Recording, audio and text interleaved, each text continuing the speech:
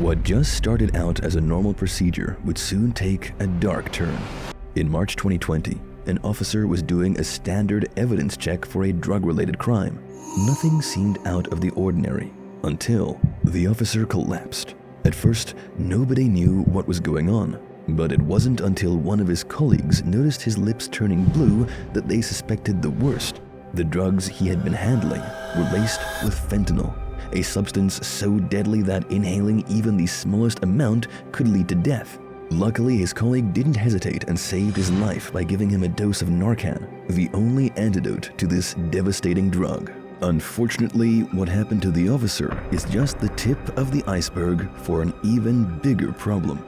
Which brings us to an important question. How did this deadly drug make its way to the evidence room? And which organizations are behind this devastating fentanyl crisis? For years, the fentanyl trade has been shrouded in mystery. Despite the government's efforts to ban the drug, an ever-growing number of the population seemed to have free access to it. However, it wasn't until months ago that the truth finally came to light. We are finding out that the DEA is focusing on a splinter cartel group called Los Chapitos that are operated by the sons of the infamous drug lord El Chapo.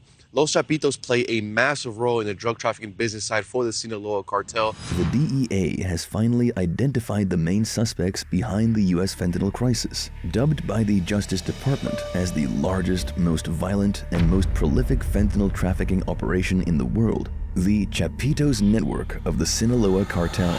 This revelation has led the DEA to include one of their leaders, Ivan Archivaldo Guzman Salazar, on their most wanted list.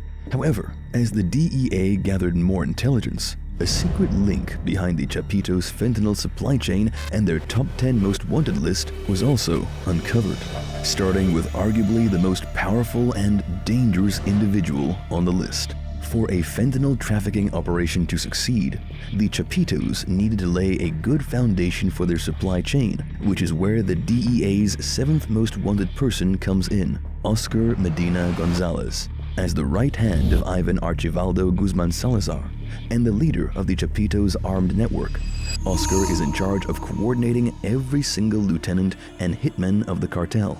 He would command them to execute rival cartels, dismantle uncooperative businesses, and assign soldiers to certain locations in order to protect the different parts of the cartel supply chain. Oscar also played a key role in keeping the citizens of Sinaloa under control with the use of a very special tactic called calibrated violence. In every single military operation, he would command the armed forces to never go over the top and to use as little violence as needed. He would even instruct his armed personnel to protect citizens and tourists against criminals in order to make the cartel's rule over Sinaloa more tolerable. With Oscar's leadership, the cartel has won over the Sinaloan citizens and ensured that their supply chain can operate without interference from the people or the local government. With the solid foundation for their fentanyl supply chain laid out, the cartel had one problem left. The key ingredients needed for fentanyl production, the precursor chemicals, are not produced in Mexico. And in order to address this, a mysterious supplier comes into play. In June 2023, after 8 months of undercover operations, the DEA finally discovered the shocking truth behind Sinaloa's fentanyl precursor chemical suppliers. As it turns out, there are companies on the other side of the globe that can sell these chemicals to the cartel without any fear of legal repercussions. Now, this is where another member of the DEA most wanted list comes into play, Kun Jiang, a worker of Suzhou Jiali Pharmaco, a well-known gray market company in China. Gray market companies are companies that sell chemicals that are illegal in the US and Mexico, but are legal in China. And because they are licensed to operate legally, these companies can operate without any fear of the Chinese law. Gray market companies specialize in chemicals that are legal in China, but illegal in the US. Based on reports, these companies appear just like any other pharmaceutical company. The GPS on my phone didn't work. But when we got there, I was surprised. It was basically just like a suburban office park. And he used a key fob to get in with the mechanical arm to the parking lot. There was a big fountain. There weren't guys with AK-47s guarding the door. Instead of being guarded by heavily armed men, the security entrance to these companies can be something as simple as a key fob. The company could be equipped with small laboratories for small-scale production, or large machinery that can be used to create chemicals in large quantities. In these companies, you will also find office cubicles where up to 700 salespeople work. Each of them sells these chemicals to anyone who's interested in buying, including cartels. It was inside of these cubicles that Kun Jiang sold the fentanyl ingredients to the Sinaloa Cartel, and once these chemicals were successfully purchased, they are then shipped off to Mexico, where the next part of the chain is set into play. Once delivered to Mexico, the chemicals are then carried deep within the mountains of Sinaloa, and this is where the two members of the DEA's most wanted list come into action: Carlos Omar Félix Gutiérrez and his companion, Silvano Francisco-Mariano, the Sinaloa Cartel's lab managers. Together, they supervise the production of fentanyl inside hundreds of makeshift laboratories situated all over Sinaloa. Cheap and easy to make, fentanyl can be made almost anywhere by mixing the precursor chemicals with other substances, such as hydrochloric acid and tartaric acid. After just a short amount of time, pure fentanyl is then made out of these substances. The raw substance can then be exported as pure fentanyl powder or disguised as fake drugs, such as counterfeit oxycodone pills. However, the role of lab managers doesn't end there. After the drugs were produced, they have to ensure that the narcotics will cross the borders without being detected, and the cartel has its own special methods for accomplishing this. When the protection is completed, the drugs are sent to stations where they are carefully packaged to ensure that even the most skilled law enforcement officials cannot detect them. Within these stations, materials such as tapes, mustard, and fabric softener are used to mask the scent of fentanyl. After the drugs are packed, they are then passed to the next part of the supply chain, the traffickers. Trafficking drugs across the border is a dangerous and expensive mission, which is why hiring the right people with the right papers and equipment is necessary. Now, this is where two members of the DEA's most wanted list take charge: the trafficking leaders, Liborio Nunez-Aguirre and Alan Gabriel Nunez-Herrera.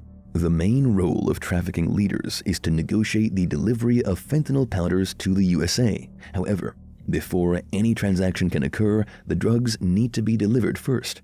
And for that to happen, they need to hire drug mules. A drug mule can be anyone. They use farmers, middle-class citizens, and even influencers. These mules are hired to transport the drugs across the border by hiding them anywhere, from secret car compartments to tractor trailers, and even inside their body. Once the drugs are successfully delivered, the deals are then finalized, and the narcotics are distributed to their intended locations. After the negotiations, the cash is sent back to the cartel. This is where another crucial part of the cartel takes charge: the financial officers. According to the Justice Department, the Sinaloa Cartel has made hundreds of millions of dollars from the fentanyl trade, an amount that would easily alert authorities if transferred via legal means, such as using cash across borders or through bank transfers. In order to avoid getting caught, the cartel needs the assistance of highly skilled money launderers. And this is where the financial officers come in. Two of the most prominent money launderers from the Chapitos network are Sergio Antonio Duarte Frias and Mario Alberto Jimenez Castro. According to the DEA, Sergio Frias and Mario Castro laundered money using cryptocurrency. They achieved this by instructing individuals involved in cash transactions to deposit money into cryptocurrency wallets controlled by high-level bosses. Through this strategy, they have successfully laundered millions of dollars back to the cartel. According to an unsealed U.S. indictment, the Sinaloa Cartel has laundered more than $869,000 using cryptocurrencies between August 2022 and February 2023, which was likely just a fraction of what they made during that time. And once this money gets back to the cartel, the fentanyl trafficking chain reaches full circle, and the operation can start all over again. As for the fentanyl that has successfully crossed the borders, it is then distributed to street dealers who exploit fentanyl's highly addictive properties by lacing it into their drugs. in order to ensure a continuous stream of returning customers, a practice that has the potential to devastate an entire city. An unfortunate example of this is what happened to a district of San Francisco called the Tenderloin. Walking around, you'll encounter what can only be described as a zombie town, with homeless individuals bent over backward in hours-long stupors. They find themselves craving the drug right after waking up, effectively trapping its users in an endless cycle of addiction. But that's not all. Due to fentanyl's potency, a mere 2 milligrams of the deadly drug is sufficient to cause a fatal overdose in an adult human. This potency, combined with the lack of standardized preparation by drug dealers, results in an exceedingly high likelihood of a drug user dying of overdose. In the US alone, 200 people die from fentanyl each day, making it the leading cause of death for Americans aged 18 to 45. 4 years ago, China and the US forged a partnership to combat the fentanyl trade. Unfortunately, this alliance was short-lived, as rising geopolitical tensions and trade wars strained relations between the two countries. As for the Sinaloa Cartel, despite the capture of 4 of its prominent figures, its influence over Mexico continues to strengthen, driven by the Mexican president's persistent dishonesty about the cartel. On the other side of the border, as death tolls rise at an alarming rate, US politicians remain trapped in a perpetual disagreement on how to address the issue, painting a grim picture of the outcome of the fentanyl epidemic.